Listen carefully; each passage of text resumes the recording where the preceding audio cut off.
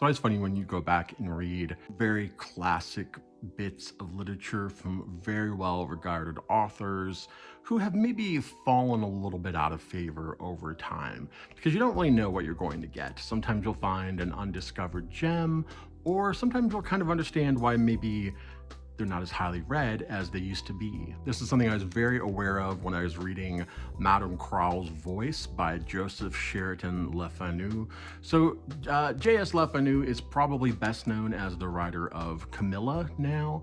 Carmilla is sort of the female vampire, the female vampire story. This is put together by M.R. James, another sort of titan of the scary story. One of the things I ran into very quickly wasn't even just so much the use of language here.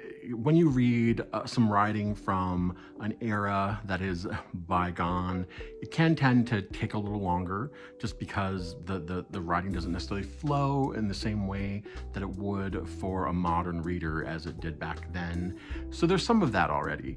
But the other big thing too is really when you read kind of the prototypical stories that would go on to really inspire so much of what we've read and view and take in today when it comes to ghost stories, it almost by definition is probably gonna feel a little creaky. And that certainly happens here.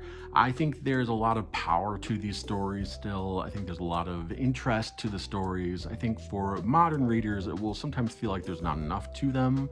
Like they're kind of relying on something that we've probably seen a million times before and have seen expanded and expounded upon because, of course, these were the early attempts. But I think it's still really interesting to go back and see what works and what doesn't work, what is still effective in the writing itself. Certainly as a writer and a writer of horror, that was part of what I was doing here. It was reading for pleasure, trying to, experience more of the past writers who've gone before me, because I do think that's important and an interesting thing to do as a reader and a writer. Some of these worked really well for me.